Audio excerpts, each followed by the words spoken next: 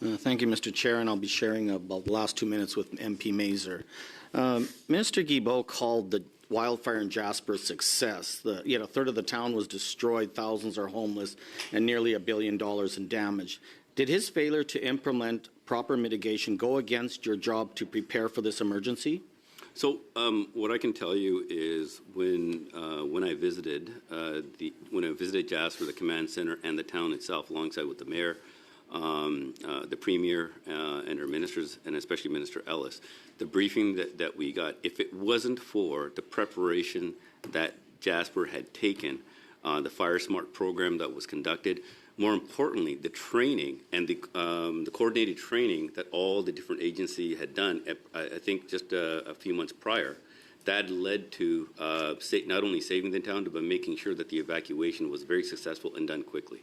Okay. The wildfire in Jasper was a disaster waiting to happen, with experts and officials raising alarms for over 8 years. When were you first informed, either by Minister Guilbeault or any other member of the Liberal government, that Jasper was a tinderbox ready to ignite?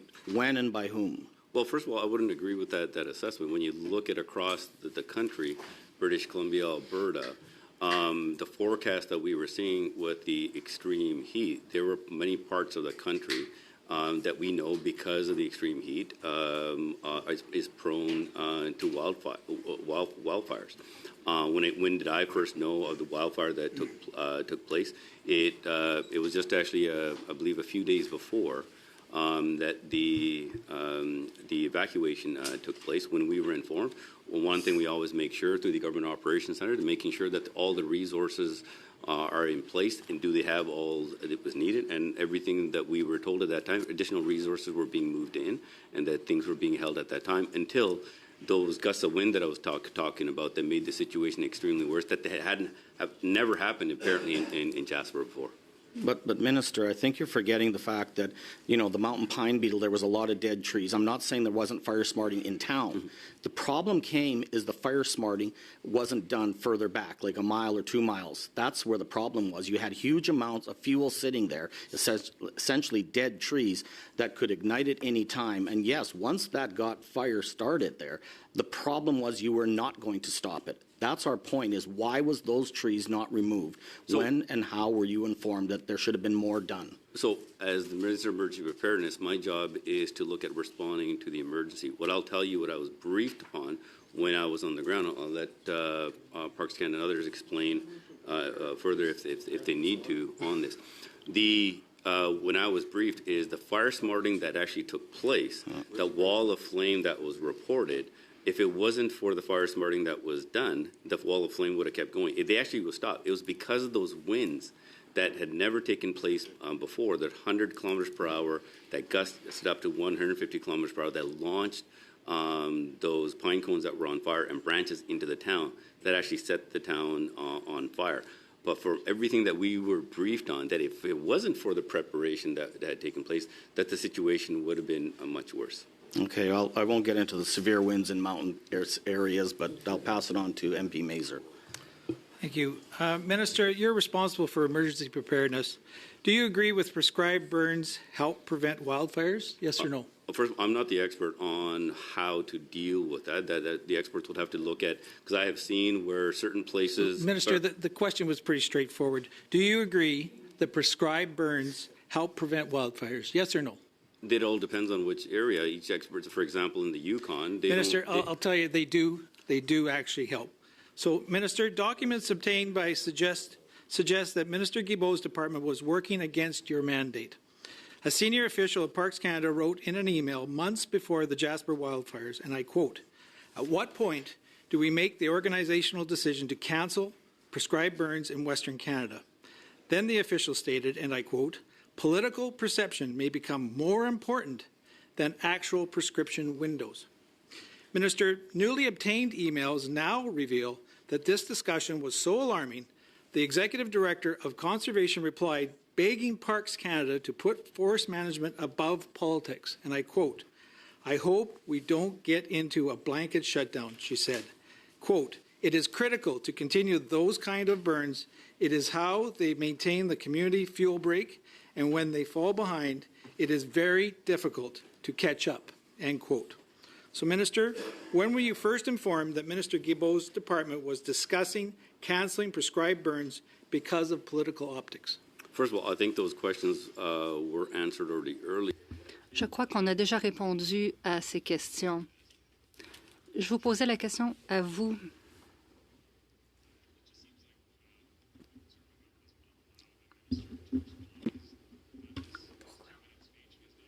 Minister, with any opportunity to respond to his question. I'm sensitive to the badgering of witnesses. I don't think it's really that severe in Mr.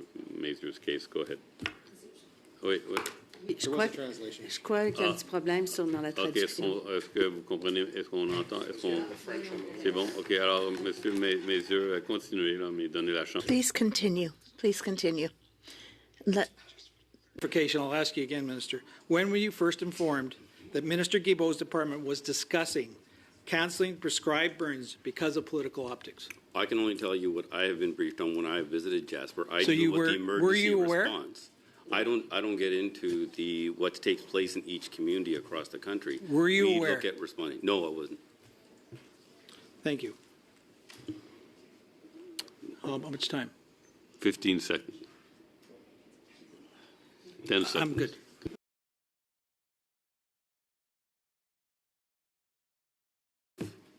Thank you. Thank you, Minister. Your experience with disasters, Minister, you're a former military man. I'd like to get your perspective, and I'm going to ask you a direct question, and I'd like to get a direct answer. Knowing what you know now about what happened in Jasper, was it a mistake for the government not to conduct more mechanical clearing operations and more prescribed burns to protect the town site of Jasper? What I can tell you, and what I was briefed on the ground with the Premier and the Alberta Wildfire Service, that everything that could have been done was done. And I believe Mayor Ireland can attest to that. I think you're avoiding the question here. I understand that Alberta Emergency Management of the town may have done everything they could have done in terms of fire smart, in terms of positioning emergency response equipment to react to a fire once it happened. But I'm asking about what happened before, in the years before the fire started, in the years since 2017 when Ken Hodges and other scientists warned your government that not taking action on mechanical clearing and prescribed burns to protect the town of Jasper was setting up the town of Jasper for a catastrophe.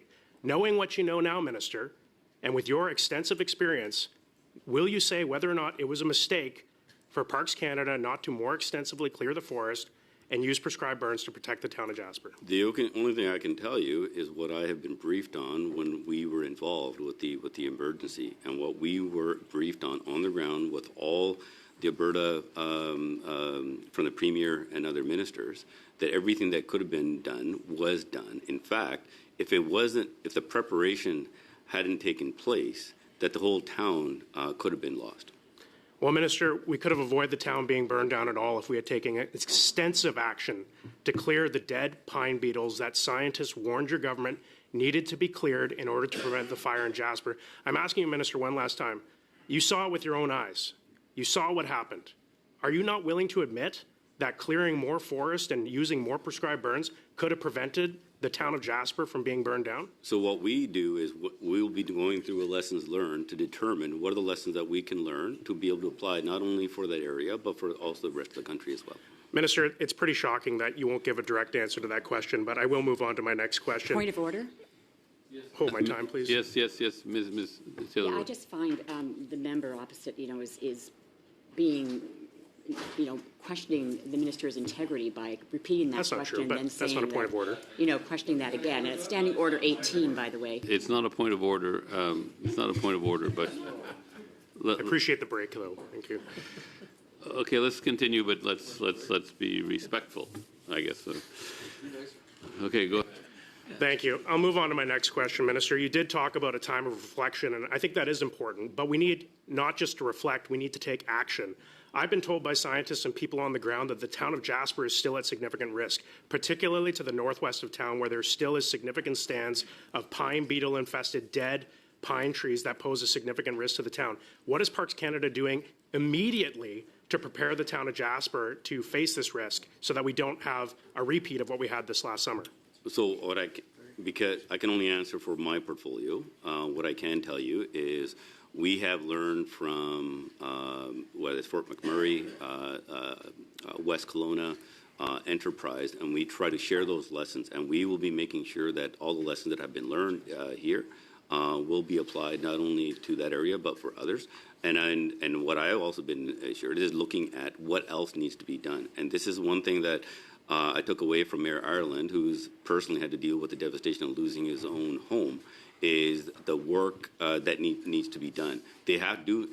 Minister, I'll have to cut you off because I've given you some time there. What needs to be done is we need to start clearing these trees, and we need to take action to prevent the fire from hitting Jasper and other towns in the Rocky Mountain National Park and our other national parks that are at risk. But I'll move on to my next question, Minister. You know, the way that you're speaking here at committee, I think it would be more appropriate if your ministry was the Ministry of Emergency Response, because I'm not seeing a lot of preparedness from your government. What role did you take in the years and the months leading up to this Jasper fire to prepare Jasper and other towns and national parks, which are under federal jurisdiction, for the threat of wildfires? You as Minister of Emergency Preparedness, what did you do? So for our role in emergency preparedness, one of the things we do is look at on the prediction of where potentially fires can take place. We have made that information available as far as possible. The other aspect, one of the things we have prepared is making sure that evacuees need the support. That's one of the things that we also learned from last year, and the humanitarian workforce program played a very important role in that. When it comes to the preparedness side, that's a shared responsibility that happens with the provinces and the municipalities to be able to work together. Thank you. I only have 30 seconds left, Minister. I have given you some good time to answer that. What day did Alberta make a request for assistance with Jasper? What day did the request for assistance come to you? Well, the actual first request that was made was actually not for Jasper. We were actually. I'm asking for the one for Jasper specifically, though, Minister. But I need to, I'm trying to explain to you the actual how the situation took place. It wasn't just like a one moment and another. When I was on the phone with Minister Ellis throughout the day, we were actually looking at providing support for northern Alberta, while literally at the same time the situation in Jasper is deteriorating. So we didn't even look at where the resources were going. We were dealing with Jasper, and then the decision was made during my visit is to shift the resources, and that was their decision to make. What day, Minister? Thank you. Time's up. Time's up. I'm sorry. 22nd of July. Thanks.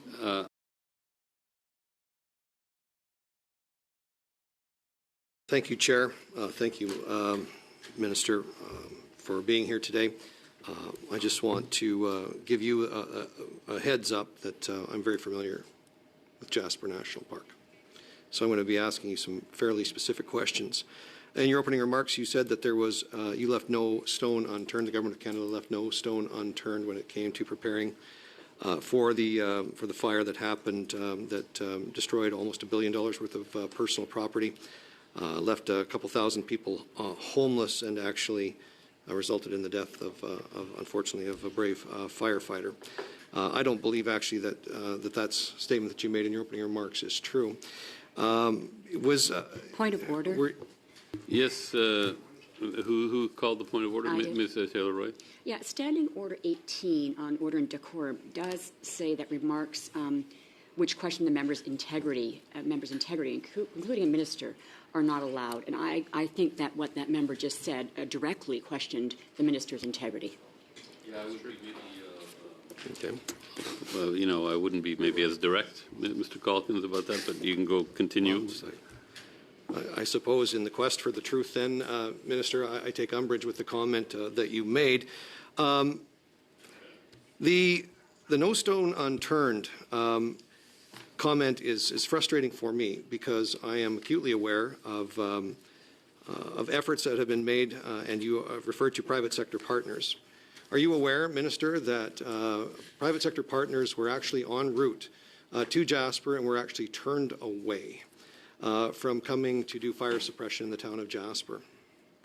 Well, first of all, to your accusation there is wrong, because what I was talking about, no stone unturned, at that time I was talking about the emergency preparedness for the overall country. Well, let's explore Mr. that. Chair, okay, please, I've been very polite until now. Mr. Calkins, I think I'm interested to know what the minister's answer So, is. trying to clarify, if you're accusing me of something, what I was talking about is from previous wildfires. We've been trying to learn the lessons from there and trying to share those across the country. That's when it comes to no stone unturned, right?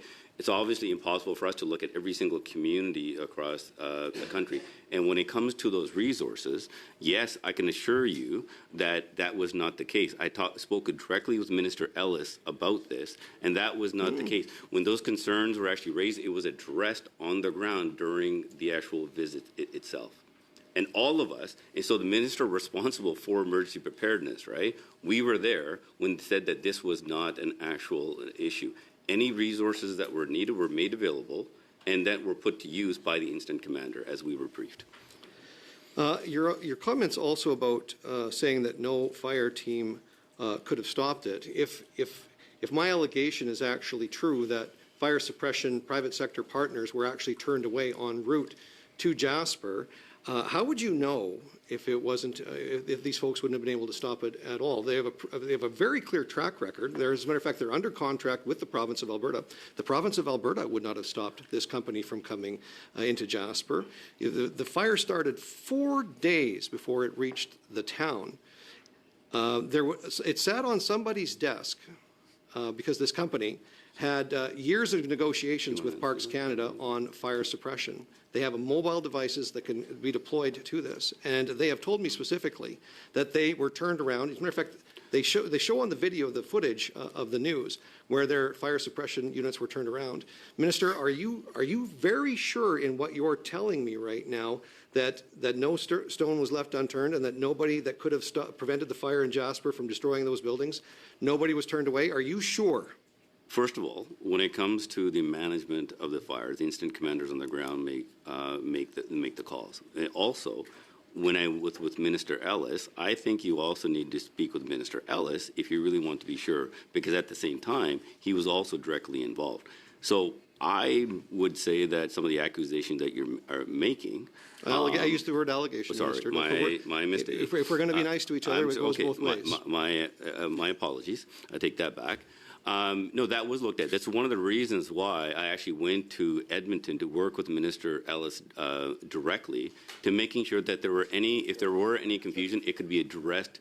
What is it, Mr. Calkins? No, I don't want to interrupt. I can do two things at once. I was listening to the minister. I was simply asking you how much time I have left. Oh, okay, 45 on. seconds. Yeah. One of the key things was we need to make sure that for example, what happens is there's a lot of requests that ends up coming. Incident commander on the ground is making decisions. What we needed to do is making sure that the Alberta Provincial Operations Center had the right people. We actually, time speaking with Parks Canada, inserted people in their operations center so that the appropriate people can make the appropriate decision based on the resources on the ground. Minister, will you undertake to provide to this committee all documents pertaining to the procurement of equipment as well as contracts with private sector partners relating to the fire suppression and mitigation in Jasper National Park since 2017?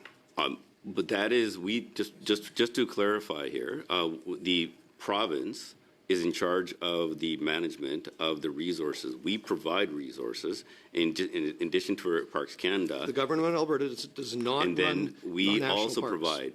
I'm just telling you what was taking place on the ground. And I'm sure Parks Canada can provide the appropriate information. Will you undertake to make sure those documents are provided? I can't give you that because I am the Minister of Emergency Preparedness, right? I don't have the authority to provide any of those type of work. We can only provide based on what my responsibility is.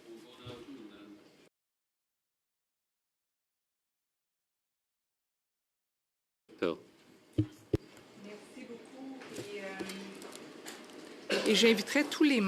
I would like to invite all members because we have learned that subsequent to certain actions by Conservatives, there have been death threats.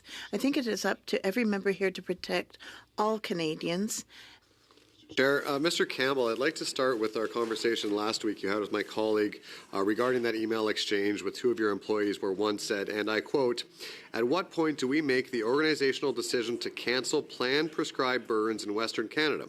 As more and more media articles raise public concern, public and political perception may become more important than actual prescription windows," end quote.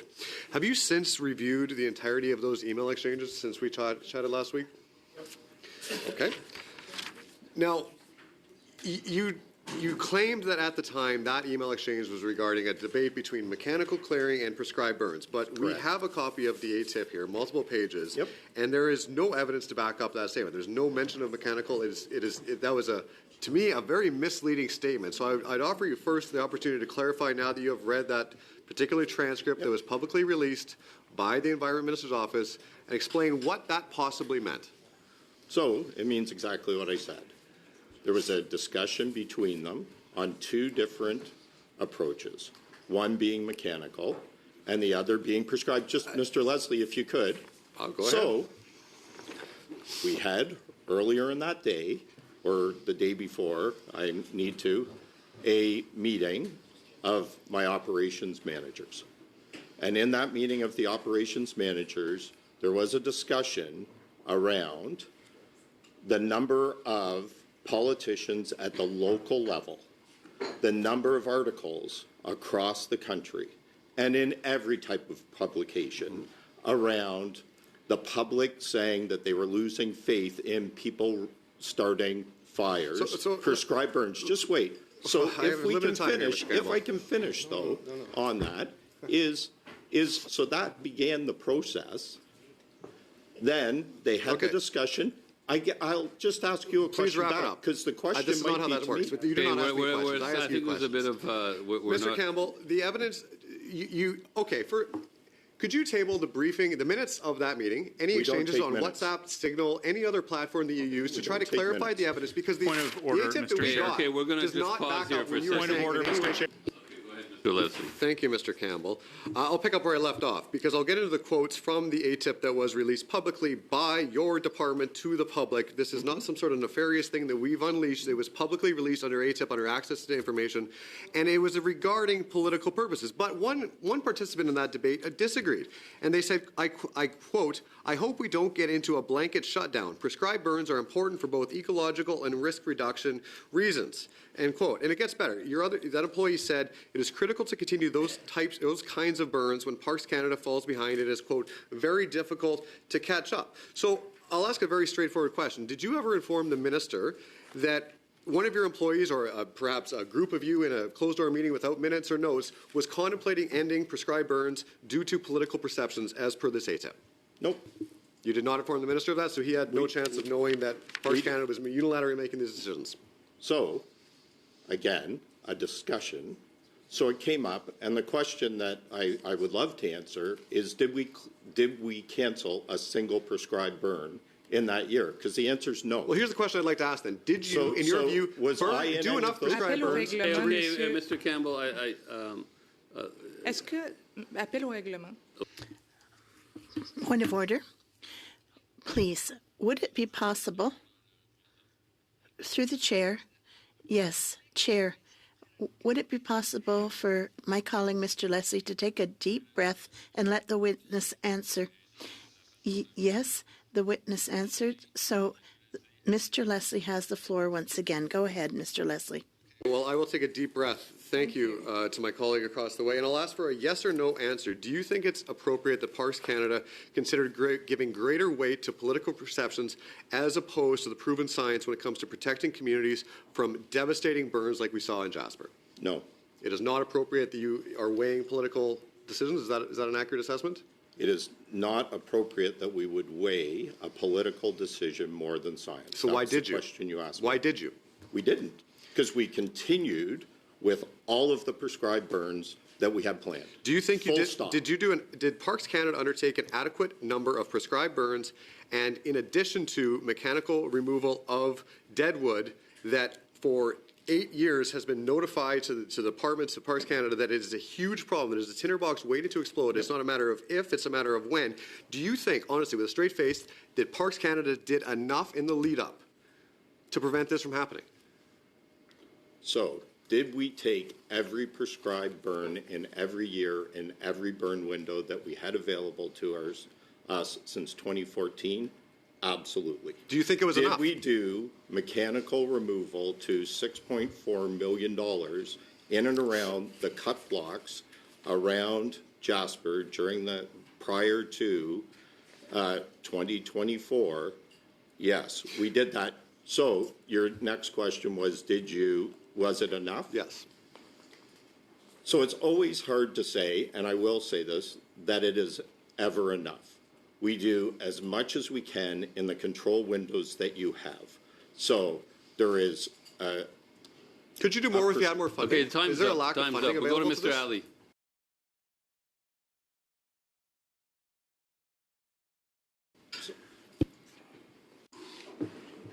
Thank you, Chair. So my question will be for Parks Canada.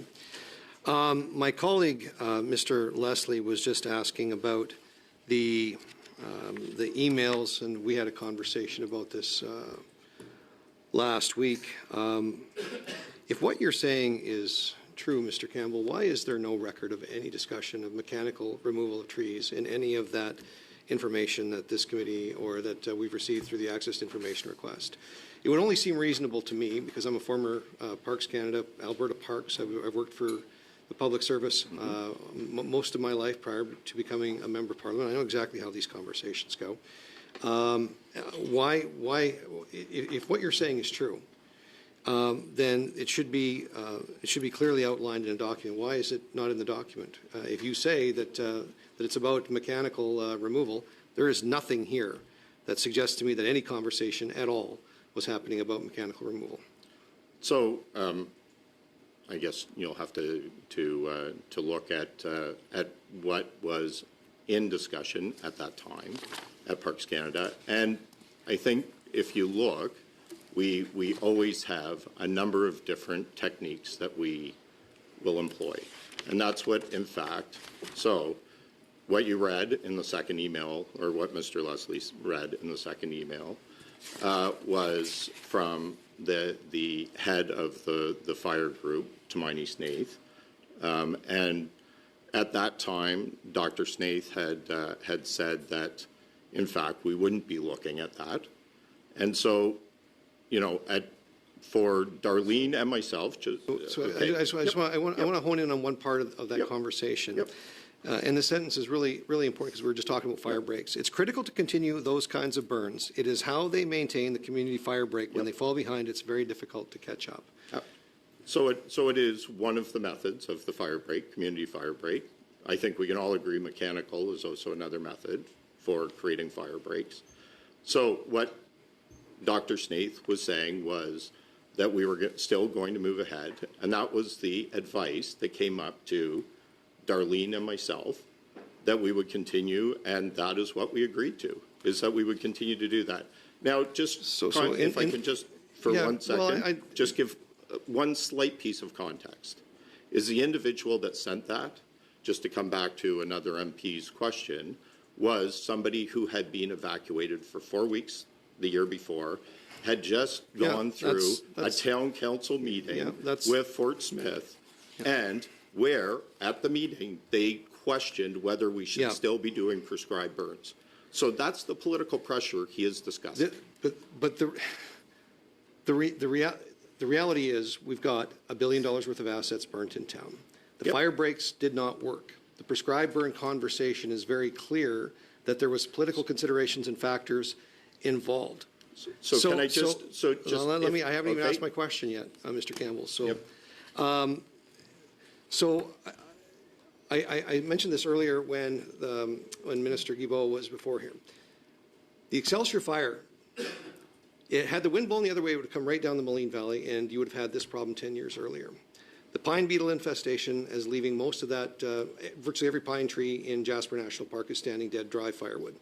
It burns fiery hot. To say that you've never seen or couldn't expect a fire of this magnitude, when somebody says that, I call BS. That's simply not true. You ought to know. Everybody knows. The people that live there know. People who live in the woods know. People who start campfires know that a dry, standing, dead tree is exactly what you go and look for. And to suggest and to hear people say that we've never seen trees blow down in a national park before, that's simply not true.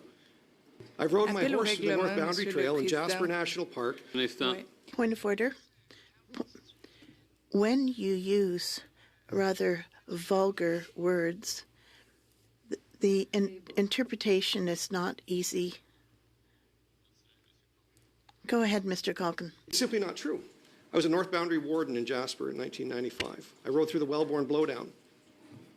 Swaths of trees all blown down in the same direction. Winds go through the mountain parks. They howl through the mountain parks. They howl through the mountain valleys. So to suggest that you don't know that the wind is going to push the fire is simply not true. And I've got several examples of private sector companies that have been in discussions and could have provided relief to the town, and they were ordered, either turned around or ordered to leave town instead of providing fire protection. So I want to know, Mr. Campbell, if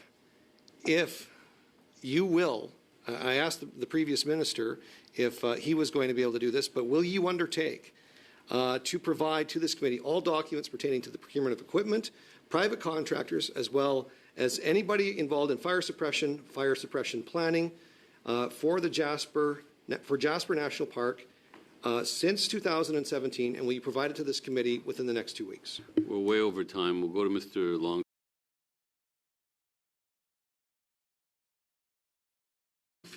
Maybe Mr. Longfield will ask Mr. Campbell to continue on that. Thank you, Chair.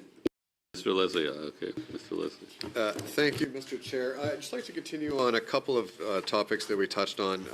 Firstly, my colleague, Mr. Calkins here, Mr. Campbell, it was asked about you, both private firefighting services and whether or not they were allowed, more or less, to enter. And so I will be tabling another witness because we have received some really interesting information from the president of the Arctic Fire Safety Services, which I hopefully you were engaged with, because there are some incredible accusations regarding Parks Canada's denial of their ability to enter the premise, particularly Park Warden Scott Murphy from Parks Canada, preventing them and suggesting that they would be escorted out or arrested if they were coming into work. So firstly, are you familiar with this company at all? Absolutely not. Okay, I look forward to having him join us as a witness so we can hear a little bit more about that. But going back to some of these emails that you are so firmly confident you're either out of context or you can't provide any other context to them, would you be willing to table any conversations written down in any way that do back up the claim of what happened behind this closed-door meeting? Could you table something that would alleviate my concern that this was, in fact, about political pressure, not about a debate of mechanical use or prescribed burns? Is there anything you could provide me to ease my mind? I don't know what could ease your mind, and we do not take notes at my operations team meeting. Full stop. I couldn't provide it for any meeting. We have one today. I have no notes. Interesting. Before a prescribed burn is carried out, who has the sign-off? You mentioned the numbers. Who actually signs off on that at the ground level, and what is the time frame in that sign-off? So there's prescriptions are written for prescribed burns. So there's the planning at the beginning of the year. Then there's the actual planning that kind of happens, and there's a sign-off. But the day of, it's signed off locally based on the local factors, just to ensure that all the conditions are met for the prescribed burn. So it's signed off very soon before it's actually undertaken. Since Minister Guilbeault has been appointed, are you aware of any times that he's asked specifically to understand the use of prescribed burns in Jasper and or any other national parks? Or has he been directly briefed on the repeated warnings since 2017 on the tinderbox waiting to burn? Has he been directly briefed, or is this documents that has made it to his office? Does he have deniability that he's seen them, or has he actually been directly briefed? During the fire season, the minister's staff are briefed regularly on the status, I assume. But they were aware of the repeated warnings of the tinderbox that was the Deadwood in Jasper National Park. I can't speak to that. So you don't think that was worthy of the minister's awareness? That situation is replicable in a lot of places in Canada. Okay, I'm going to change directions here. There was a Blacklock's article that came out in August where the department refused to provide a piece of information that I'm hoping can be tabled, whether through Parks Canada and or ECCC, and that relates to how many hectares of dead pine are now left standing in Jasper National Park. I understand that there was small amounts of prescribed burns that have 1,700 acres, some mechanical removals, a hectare, sorry, 2.5, right? I'd like to know how much is left now. I'm sure we have the technology to do a reasonable assessment. I don't need a specific number, but you wouldn't release that to the media in August. Will you table it with the committee so we can have a real understanding? Our emergency response minister, instead of preparedness, should probably be aware of how much deadwood still exists. Is that information that you could share with this committee within the next week? Yeah, 15 seconds. I'm really going to run the clock tight right now, but. I'm not sure if we have what you ask in that time frame. That seems like a problem to me. No. That's not a problem? No. Interesting. Yeah, okay. Ms. Taylor. Chair, I would just like to pick up on the last question I had there regarding an assessment of the remaining deadwood. Would Parks Canada, are you planning to undertake that assessment? Yeah, thanks for going back to that question. So yes, and we manage a lot of land. So we do fire management planning for all the sites that have fire risk. And the focus of some of the more detailed work is in the areas of where our high values are. So we're very focused on values at risk, and that informs the planning and informs where we invest in prescribed burns, mechanical, and just the planning in general. So how long, and Mr. Campbell, can I get you to commit that once this is completed, how long will it take for this assessment to be completed, and can this committee have that assessment table to understand the risk of deadwood remaining after this tragedy?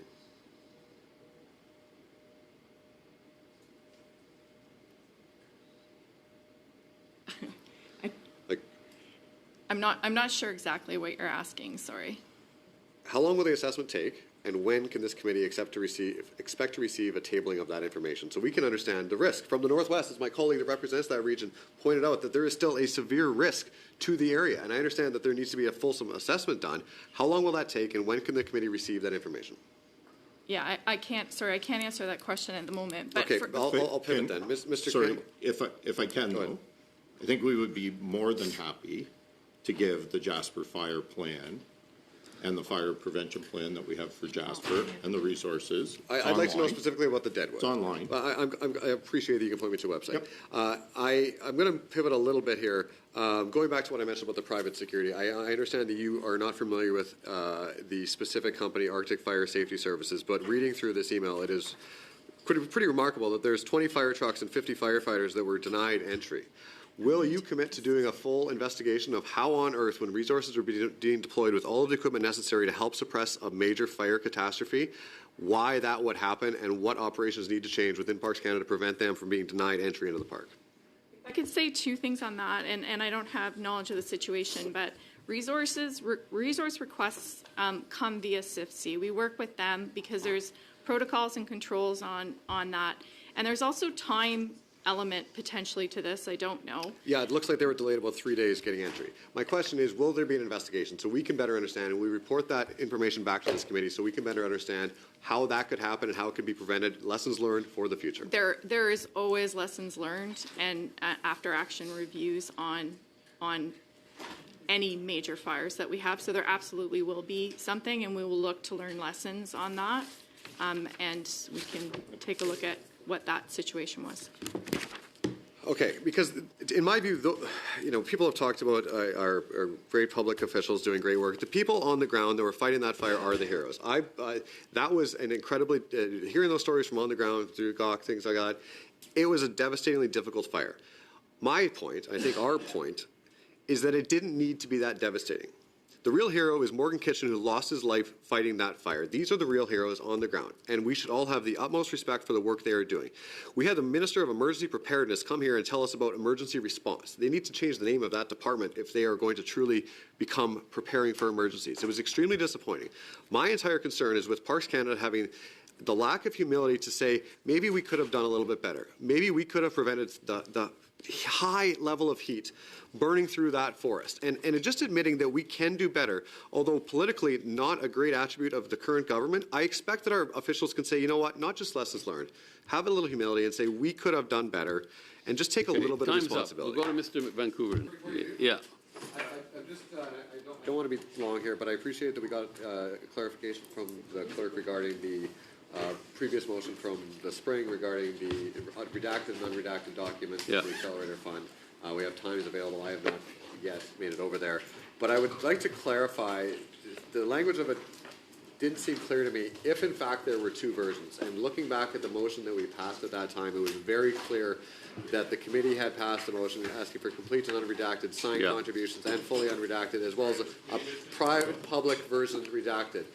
I guess my question to the chair is, if you know, and if motion you get to guidance adjourn. from... Sorry, I can't, please. If we could get clarity, has in your view, Mr. Chair, the motion been honored by Industry Canada as passed by this committee?